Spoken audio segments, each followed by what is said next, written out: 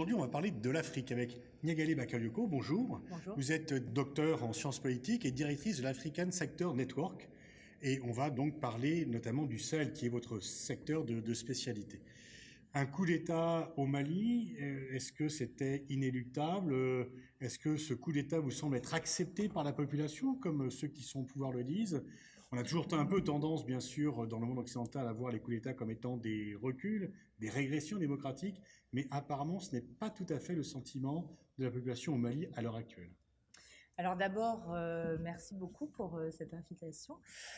Pour répondre à votre première question, à savoir si ce coup d'État était attendu, il y avait depuis le début du mois de juillet un certain nombre de rumeurs faisant état de la préparation d'un coup de force sans que l'on sache exactement de qui viendrait l'initiative. Parce que ce qu'il est important de percevoir est le fait que l'armée malienne, comme la plupart des armées africaines d'ailleurs, ne sont pas des appareils monolithiques. Elles sont traversées de courants à la fois corporatistes ou liés à certains éléments de la classe politique, voire articulés autour de différents réseaux dans la chaîne de commandement. C'est ce qu'on avait vu notamment en 2012. Donc, ce qui s'est produit finalement, c'est qu'il semble que l'une des initiatives visant à prendre le pouvoir a pris le pas sur les autres, ce qui, pour l'avenir, va poser la question de l'unité qui pourra être conservée par la junte actuellement au pouvoir. Pour ce qui est de son acceptation par la population, en effet, ce coup d'État a été accueilli avec beaucoup d'enthousiasme, mais comme beaucoup d'autres, je dirais, la question est de savoir si le soutien populaire que l'on a pu constater va se prolonger dans le temps, puisque ce qu'il faut préciser est le fait que cette intervention des militaires dans la sphère politique a été présentée par les principaux acteurs, non pas comme un coup d'État, mais comme l'accompagnement par les acteurs militaires de la révolution populaire qui avait été enclenchée par le mouvement du M5 RFP. Or, les dissensions au sein de ce mouvement laissent penser que le soutien est en passe de s'effilocher au fil du temps. La France était présente militairement depuis 2013. Est-ce qu'il est possible que la France n'ait pas été au courant que quelque chose se tramait? Est-ce que donc grosso modo ce coup d'État s'est fait un petit peu en liaison, du moins que les Français ont été avertis, ou est-ce qu'ils ont été par surprise de ce coup d'État? Alors, c'est une très bonne question que peu osent formuler de cette façon, d'une façon aussi directe. Je pense qu'étant donné l'ampleur du dispositif diplomatique, mais également militaire que la France a déployé au Mali, il serait étonnant que si des bruits de coup d'État ont circulé dans des réseaux très élargis, y compris parmi les chercheurs ou parmi les acteurs médiatiques, il serait étonnant que la France n'en ait pas entendu parler. Après inquiétant. Savoir, voire inquiétant, absolument. Après savoir s'il y a des liens que l'on doit faire, ça, malheureusement, je n'ai pas d'éléments pour le dire. Alors maintenant, il y a tout un débat sur la transition, avec une pression de la CEDEAO pour que la transition soit la plus courte, que ce soit des civils.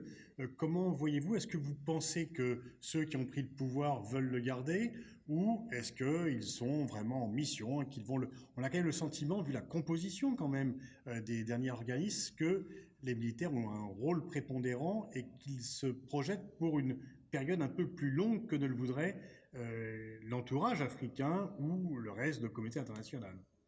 Alors effectivement, on est aujourd'hui dans un jeu de négociation extrêmement fin, je trouve, entre les acteurs maliens à l'échelle nationale, entre différentes mouvances politiques et militaires, mais également, en effet, le rôle de la communauté internationale à commencer par la CEDEAO, est absolument majeur dans la solution institutionnelle qui va être trouvée. C'est-à-dire que ont eu lieu à l'initiative de la junte des consultations très larges auxquelles ont pris part un grand nombre d'acteurs maliens, qui a abouti à la rédaction d'une charte de la transition qui faisait la part belle aux militaires qui par ailleurs avaient adopté un acte fondamental qui cohabite avec la Constitution de 1992. Mais on s'aperçoit que les exigences de la CEDEAO,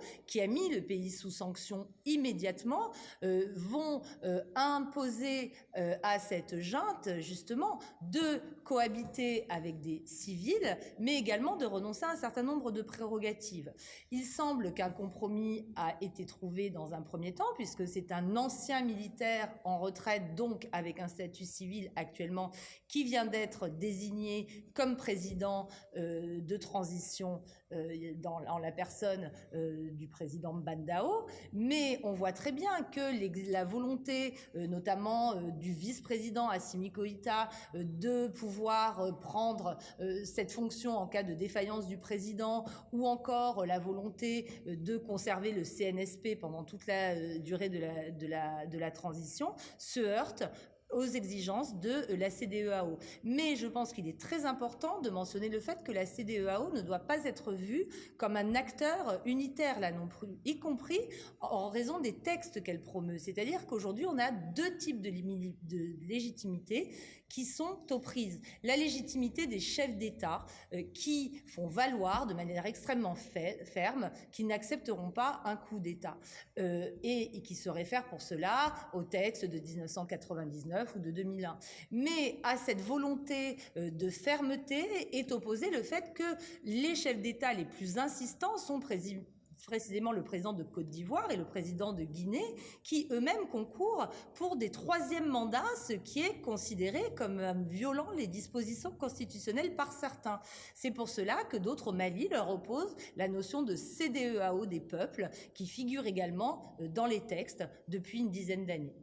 Alors, il y a deux phénomènes par rapport à ce que vous voulez dire. Effectivement, le fait que il y a au Côte d'Ivoire, donc en Guinée, des gens qui veulent s'accrocher au pouvoir et qui triturent un peu la Constitution pour le faire. Mais en même temps, le fait que la CEDEAO ne laisse plus passer les coups d'État, c'est pas tout à fait nouveau. C'est une tendance qui existe déjà depuis plusieurs années, mais c'est quand même quelque chose qui est de plus en plus affirmé. Alors même si ceux qui sont là ne sont pas toujours vertueux, mais au moins ils font pas des coups militaires, mais il y a quand même une sorte de surveillance politique par rapport aux transitions de pouvoir qui n'existaient pas.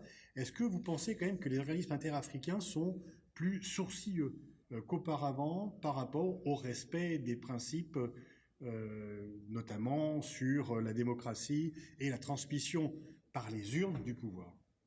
Alors moi, je ne dirais pas cela, parce que la CEDEAO, notamment, a été la première organisation à se doter de mécanismes lui permettant d'intervenir dans les questions de sécurité. Il faut rappeler que la CEDEAO, à l'origine, est une organisation à vocation économique qui s'est dotée, dans le courant des années 90, d'une force d'intervention, puis de mécanismes de gestion et prévention et résolution des conflits, alors même qu'elle devait faire face au conflit sanglant de la rivière Mano, avec le conflit au Libéria, le conflit en Sierra Leone, avec les ramifications de ces deux conflits en Guinée, puis en Côte d'Ivoire. Et très vite, la CEDEAO a réussi à s'imposer, mais notamment parce qu'en son sein, il y avait des États extrêmement puissants, à commencer par le Nigeria, qui a fait montre de sa détermination à empêcher un certain nombre d'évolutions. Par la suite, l'interventionnisme de la CEDEAO s'est révélé moindre, mais ça fait un certain nombre d'années que l'organisation est très active. On parle très peu du cas de la Gambie, mais notamment, elle a été, cette organisation sous-régionale, extrêmement importante dans le type de transition qui s'est fait. C'est aussi une organisation qui est très présente en Guinée-Bissau depuis de nombreuses années. Le dossier sur lequel elle a été en retrait, voire en situation d'échec, c'est précisément celui de la crise sahélienne et du Mali, puisque son manque d'efficacité a notamment abouti à la création d'une nouvelle organisation qui est le G5 Sahel, qui s'est inscrit en marge de la plus large architecture africaine de paix et de sécurité qui existe dans le cadre de l'Union africaine. Alors, janvier 2013, intervention française au Mali. Le 2 février de mémoire de la même année, François Hollande va à Tombouctou. Il est reçu dans la liesse populaire. Il dit que c'est le plus beau jour de sa carrière politique. Donc, un sentiment pro-français très fort. Et aujourd'hui, des critiques sur la France, des critiques. Qu'est-ce qui n'a pas allé? Est-ce qu'il ne fallait pas faire cette intervention? Ou, une fois qu'elle a été faite, qu'aurait-il fallu faire pour ne pas subir ce qui apparaît comme un enlisement pour certains, et en tous les cas, des critiques à tel point que, au sommet de Pau, le président Macron a dit « si vous ne voulez pas qu'on reste, on peut partir ». Donc on voit qu'il y a des critiques de la position française alors qu'elle a été accueillie dans la liesse. Est-ce que c'est le destin des interventions militaires, même de libération, d'être vues comme des opérations plus impopulaires au bout du temps? Alors, c'était la réponse que j'allais vous faire dans un premier temps. En effet, des interventions militaires qui se prolongent dans la durée sont rarement perçues de manière positive par les populations de l'État concerné. Mais plus largement, il y a une grande différence, à mon avis, entre la première intervention de la France, qui s'est effectivement opérée dans le cadre de cette intervention dite Serval, et celle qui s'est faite dans une deuxième période, qui est l'opération Barkhane, qui a élargi à la fois les objectifs, mais également la couverture géographique de la présence française. Les objectifs de la première intervention Serval en 2013 étaient très clairs. Il s'agissait de stopper l'avancée de groupes terroristes très clairement identifiés qui menaçaient la capitale Bamako elle-même, ce qui s'est fait avec succès avant que la France ne passe le relais à la mission africaine, à la mission d'intervention sous conduite africaine, puis à la mission des Nations Unies. Mais il a été décidé d'élargir au niveau sous-régional l'opération Serval pour la transformer en opération Barkhane qui couvre maintenant 5 États et non pas seulement le Mali, ces 5 États étant la Mauritanie, le Burkina Faso, le Niger, le Tchad, en plus du Mali. Cela a permis également de rationaliser le dispositif militaire français, notamment en y intégrant l'opération Épervier. Et ce qui interroge aujourd'hui, c'est la question des objectifs poursuivis par cette opération. C'est-à-dire que les objectifs d'un point de vue militaire sont clairs.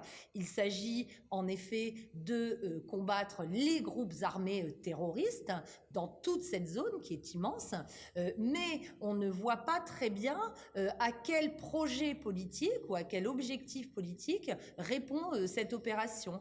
Et aujourd'hui, si de nombreuses neutralisations ou éliminations de terroristes sont annoncées, on constate que l'insécurité gagne en importance. On n'a qu'à se reporter malheureusement à la nouvelle carte du Quai d'Orsay pour la région, qui est quasiment rouge intégralement, ou se reporter tout simplement à la triste attaque des personnels humanitaires à Kouré. Mais diriez-vous qu'il aurait fallu faire Serval et partir juste après ? Alors, c'est très compliqué de refaire effectivement l'histoire. Beaucoup estiment que ce qui s'est produit a été une incapacité à s'adapter à l'évolution du contexte stratégique lui-même. C'est-à-dire que la situation n'est plus du tout aujourd'hui, et de cela depuis quelques années, elle n'est absolument plus celle qu'elle était en 2012, où on avait, pour simplifier, des groupes armés qui s'étaient mis sur pied en conséquence de l'opération française et britanniques en Libye, puis qui s'était coalisé avec des groupes terroristes en provenance de l'Algérie. Donc l'insécurité était centrée sur le nord du Mali. Cette insécurité, elle s'est étendue tout d'abord au centre du Mali, qui constitue aujourd'hui vraiment l'épicentre de la crise, mais elle a débordé aussi sur les autres États. Donc la question de l'emprise territoriale élargie de l'opération était juste en réalité, puisqu'on voit bien que le danger a débordé le seul cadre malien. Mais là où il y a eu une difficulté, et qui perdure à mon avis aujourd'hui, est la difficulté à se rendre compte, ou en tout cas à prendre en considération les autres dimensions de cet environnement sécuritaire, parce qu'au-delà de la simple menace terroriste, il y a également une aggravation des relations intercommunautaires qui se manifeste notamment par la mise sur pied de groupes d'autodéfense et de milices communautarisées. Il y a également une grande criminalité qu'il ne faut surtout pas confondre ou assimiler au phénomène djihadiste. Il y a également des débordements et des exactions commises par les forces armées de la région elle-même. Et il est compliqué de considérer que face à l'ensemble de ces phénomènes, sur lesquels s'est surajouté la crise politique malienne avec cette insurrection populaire, il est difficile de considérer que l'instrument militaire peut répondre à l'ensemble de ces problématiques. Alors oui, effectivement, on dit surtout que c'est l'État qui est défaillant, manque d'école, manque de justice, des exactions des militaires. Et du point de vue français, c'est toujours le dilemme. Faire pression sur l'autorité, c'est faire preuve d'ingérence et d'être critiqué pour le faire. Et s'accommoder de la situation, c'est faire preuve d'indifférence et donc du coup accepter des choses qui ne sont pas acceptables. Comment la France peut agir pour sortir de ce qui paraît être une impasse entre les accusations d'ingérence ou de complicité avec des choses peu acceptables? Alors, justement, votre remarque me rappelle le slogan du gouvernement français en 1997, donc sous le gouvernement de Lionel Jospin, qui voulait faire en sorte que la politique africaine de la France soit inscrite dans une non-ingérence sans indifférence. Et on s'aperçoit que presque 25 ans plus tard, on est en effet toujours pris entre ces deux options qui sont particulièrement difficiles à tenir. La voie est très étroite pour la France qui, d'un côté, est systématiquement accusée en effet de néocolonialisme lorsqu'elle se fait trop présente, mais effectivement accusée à l'inverse d'abandonner ses anciennes colonies lorsqu'elle s'en retire. Aujourd'hui, la France reste très présente, c'est le choix diplomatique qui est fait, mais la difficulté qui se pose, c'est que elle est non seulement rejetée parce que sa présence se prolonge, comme je le disais, mais aussi parce qu'elle est associée à un type d'État qui est considéré comme ayant failli à tous les égards, en termes de démocratisation, en termes d'éducation, vous le disiez, mais aussi en termes de développement, en termes d'urbanisation, en termes de décentralisation. Ce à quoi on assiste en réalité aujourd'hui, c'est un contexte insurrectionnelle généralisée avec des insurrections qui se déclinent de manière différente. Des insurrections indépendantistes au nord du Mali, des insurrections djihadistes ou des insurrections populaires, puisqu'on parle de ce qui se passe aujourd'hui au Mali, mais il ne faut pas oublier qu'en 2014, c'est le président Compaoré qui avait été renversé. Alors le Burkina qui a été un peu à l'abri et qui est de plus en plus dans la tourmente par rapport à ces différents groupes armés. Alors le Burkina, en effet, c'est le pays qui est le plus concerné par le phénomène des déplacés. Il y a aujourd'hui plus d'1 million de déplacés sur le territoire du Burkina Faso. Ce sont les populations qui sont les premières victimes des différents acteurs de violence dont je parlais tout à l'heure. Au Burkina Faso se pose notamment le problème, outre celui des attaques terroristes et djihadistes, celui des groupes qu'on appelle Keogel Waougo, qui ont été mis sur pied par les communautés elles-mêmes parce que les forces armées ne parvenaient pas à les défendre. Et ces groupes se rendent coupables d'exactions, mais aussi de violences, souvent très spectaculaires. On a eu le cas d'une vidéo qui montre un enfant petit de 5 ou 6 ans attaché avec les mains autour d'un bâton au-dessus du sol de 2 ou 3 mètres parce qu'il avait simplement volé 10 000 francs, 5 000 francs CFA.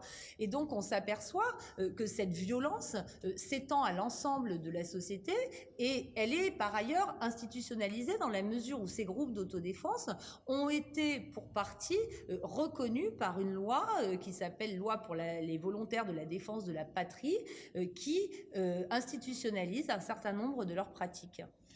Alors, le centre d'études stratégiques de Tombouctou avait fait une étude qui a été dévoilée, vous y étiez au forum de Bamako l'an dernier, disant que la mobilisation des groupes armés, que l'on qualifie rapidement de djihadistes, souvent l'aspect religieux n'était pas l'aspect principal pour la mobilisation, mais que très souvent c'était la recherche d'un statut ou la recherche de moyens de subsistance qui faisait que des jeunes étaient attirés dans ces groupes armés qui mettaient en cause, bien sûr, la sécurité et l'autorité de l'État.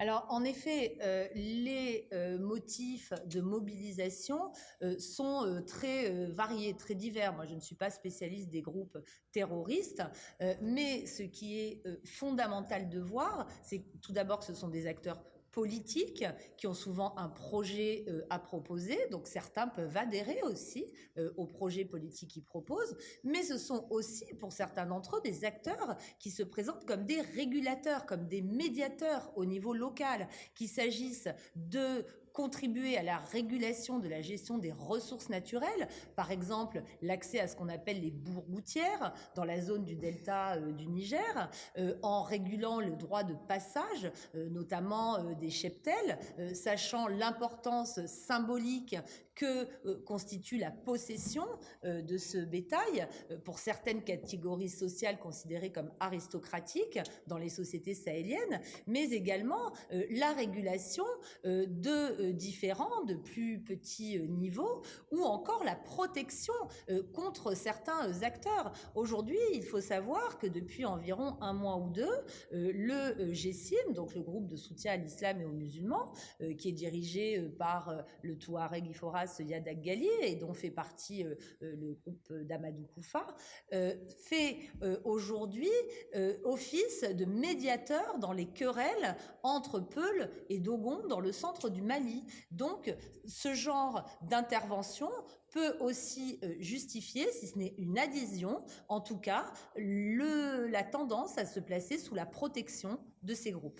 Ceci montre que la solution à ces conflits n'est pas seulement militaire, mais qu'elle est avant tout politique, et c'est avant tout la restauration d'un État régalien qui peut conduire à une issue. Alors, la réponse à l'évidence ne peut pas être uniquement militaire, mais elle doit l'être en partie. Mais la question se pose de savoir ce que l'on entend par militaire. C'est-à-dire que, oui, l'intervention militaire, ça signifie avoir une efficacité au combat et avoir des résultats sur le terrain. Mais le renforcement des capacités militaires, ça signifie aussi réformer la gouvernance de ces appareils. On a vu au Mali et encore plus au Niger que des scandales viennent d'éclater à propos des détournements des budgets de la défense qui sont faramineux, ce qui est particulièrement choquant dans un contexte où des soldats vont se faire tuer, sont sacrifiés sans étant dotés ou équipés correctement. La question du respect des droits de l'homme fait également partie des compétences militaires. C'est la question du professionnalisme. Se pose aussi la question de la condition des soldats déployés, puisque la plupart d'entre eux, en prime de risque, gagnent entre 5 et 10 euros. Mais au-delà de cet instrument militaire, on voit aussi que l'instrument policier, que la chaîne pénale sont appelés à jouer un rôle absolument majeur. Comment trouver les coupables de l'attaque de Kouré, en se limitant à neutraliser des éléments qu'on trouverait. Non, on voit bien qu'il y a des réseaux à démanteler et des poursuites pénales à engager. Le rôle de l'instrument de renseignement est aussi essentiel. Donc vous voyez que déjà, uniquement sur la palette des instruments sécuritaire, les outils sont très vastes. Bien entendu, tous ces instruments militaires ne peuvent être mobilisés qu'à l'appui d'une approche politique. Une approche politique, ça ne signifie pas nécessairement d'engager des négociations au plus haut niveau, ça signifie aussi de voir à des niveaux plus locaux quelles sont les marges de négociation qui sont possibles. Et c'est là que je ne vous rejoindrai pas nécessairement en ce qui concerne cette question du renforcement de l'État. La question aujourd'hui est celle de savoir s'il n'y a pas une reconfiguration en réalité des espaces sur lesquels s'exerce l'autorité des États, puisqu'on voit que de plus en plus de larges portions du territoire lui échappent. Mais ce sont des portions où de la régulation existe et s'est introduite. Donc est-ce qu'aujourd'hui on ne va pas vers la renégociation d'un certain contrat social plus que vers la restauration de l'autorité de l'État? Je pense que c'est une question qui mérite d'être posée. Et on va conclure ainsi. Merci beaucoup Nayeli Bakarikos pour cet éclairage sur la situation au Mali et plus largement au Sahel. Merci énormément de cette discussion. Merci à vous.